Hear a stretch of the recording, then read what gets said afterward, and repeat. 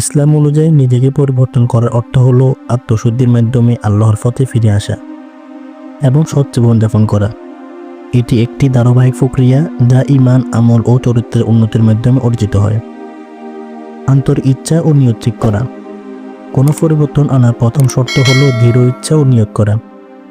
রাসূলুল্লাহ সাল্লাল্লাহু আলাইহি সাল্লাম বলেছেন, নিশ্চয়ই প্রত্যেক কাজ নিয়তের উপর নির্ভরশীল।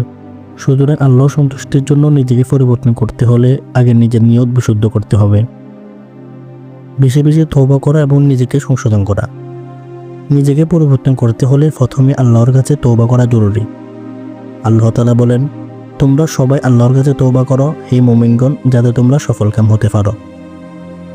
সুতরাং পাপ কাজ ছেড়ে দিয়ে খাঁটি মনে তওবা করতে হবে এবং ভবিষ্যতে সেই পাপ না করার প্রতিজ্ঞা করতে হবে।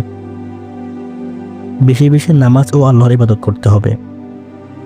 নামাজ হলো আত্মশুদ্ধির অন্যতম মাধ্যম। আল্লাহ তাআলা বলেন, নামাজ কায়েম করো, নিশ্চয়ই নামাজ অশ্লীলতা ও গর্হিত কাজ থেকে বিরত রাখে। তাই 5 ওয়াক্ত নামাজের অভ্যাস গড়ে তোলা এবং আল্লাহর ইবাদত বৃদ্ধি করা দরকার। কোরআন ও হাদিসের জ্ঞান অর্জন করা।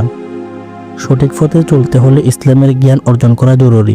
কোরআন ও রাসূল সাল্লাল্লাহু আলাইহি সাল্লামের হাদিসের শিক্ষাগুলো হৃদয়ে ধারণ করতে হবে। আল্লাহ তাআলা বলেন, যারা জ্ঞানীদের মধ্যে রয়েছে তারা বোঝে। তাই প্রতিদিন কোরআন তেলাওয়াত ও হাদিস অধ্যয়ন করা উচিত। চরিত্র ও আচার আচরণ উন্নত করতে হবে। রাসূলুল্লাহ সাল্লাল্লাহু আলাইহি সাল্লাম বলেছেন, তোমাদের মধ্যে সেই ব্যক্তি সর্বোত্তম যার চরিত্র সর্বোত্তম। এই জন্য আমাদের উচিত সত্য কথা বলা, ধৈর্য ধারণ করা, বিনয়ী হওয়া, অন্যকে সাহায্য করা এবং কাউকে অপমান না করা, এমনকি খারাপ অভ্যাস পরিত্যাগ করা। নিজেকে পরিবর্তন করতে হলে সকল খারাপ অভ্যাস ছাড়তে হবে, যেমন মিথ্যা কথা বলা, গীবত করা, অহংকার করা, অশ্লীলতা ও হারাম কাজ করা, অপব্যয় করা। আল্লাহ তাআলা বলেন, যারা মিথ্যা সাক্ষ্য দেয় না এবং অনর্থক কাজ থেকে দূরে থাকে তারাই প্রকৃত মুমিন। ভালো বন্ধুদের সঙ্গ গ্রহণ করতে হবে। ভালো বন্ধু মানুষের জীবন ইতিবাচক পরিবর্তন আনে। রাসূলুল্লাহ সাল্লাল্লাহু আলাইহি সাল্লাম বলেছেন, ভালো ও মন্দ সঙ্গের উদাহরণ হলো সুগন্ধি বিক্রেতা ও লোহার কামার। তাই ইসলাম প্রিয় ও সৎ বন্ধুদের সঙ্গে মিলেমিশে করা উচিত। ধৈর্য ও দৃঢ়তা বজায় রাখা। নিজেকে পরিবর্তন করার পথে নানা বাধা আসবে। ধৈর্য ধরতে হবে এবং ধাপে ধাপে উন্নতির চেষ্টা করতে হবে। আল্লাহ তাআলা বলেন, নিশ্চয়ই আল্লাহ ধৈর্যশীলদের সঙ্গে আছেন। বেশি বেশি দোয়া ও আল্লাহর কাছে সাহায্য প্রার্থনা করতে হবে। নিজের পরিবর্তন আল্লাহর সাহায্য দ্বারা সম্ভব নয়, তাই নিয়মিত দোয়া করা দরকার।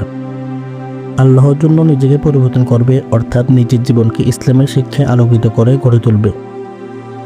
এটি ধাপে ধাপে করা যায় এবং প্রতিটি পদক্ষেপ আন্তরিকতা ও ধৈর্য প্রয়োজন।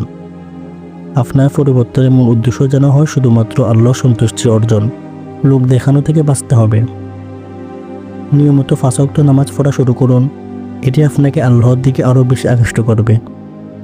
প্রতিদিন কিছু সময় কোরআন পড়ার চেষ্টা করুন এবং তার অর্থ বোঝার চেষ্টা করুন। রাসূলুল্লাহ সাল্লাল্লাহু আলাইহি সাল্লামের হাদিস ও জীবন থেকে শিক্ষা নিন। পাপ কাজ ত্যাগ করতে হবে। গুনাহ থেকে বাঁচার চেষ্টা করুন, যেমন মিথ্যা, পরনিন্দা, সুদ, হারাম সম্পর্ক, অশ্লীলতা ইত্যাদি। যদি ভুল করে ফেলেন সাথে সাথে তওবা করুন। দোয়া ও ইস্তেগফার করুন। আল্লাহর কাছে বেশি বেশি ক্ষমা চান এবং তার সাহায্য প্রার্থনা করুন। চরিত্রকে সুন্দর করুন। ভালো ব্যবহার, ধৈর্য, নম্রতা ও দানশীলতা রপ্ত করুন। অন্যদের সঙ্গে সুন্দর আচরণ করুন। সময়ের সদ্ব্যবহার করুন। অপ্রয়োজনীয় কাজ ও সময় নষ্ট করা থেকে বিরত থাকুন। ইসলামের পথে অগ্রসর হওয়ার জন্য সময়কে কাজে লাগান। ধৈর্য ধরুন ও অবিচল থাকুন। নিজেকে পরিবর্তন করতে সময় লাগবে, তাই ধৈর্য ধরুন এবং কখনো হতাশ হবেন না। আল্লাহর উপর ভরসা করুন। আপনার পরিবর্তনের যাত্রায় আল্লাহর প্রতি দৃঢ় বিশ্বাস ও ভরসা রাখুন। পরিবর্তন রাতারাতি হয় না, বরং এটি একটি চলমান প্রক্রিয়া। ধাপে ধাপে এগিয়ে যান এবং আল্লাহর রহমতের আশা রাখুন। আল্লাহ তাআলা আমাদের সবাইকে ইসলাম অনুযায়ী আল্লাহর জন্য পরিবর্তন হওয়ার তৌফিক দান করুক। আমিন।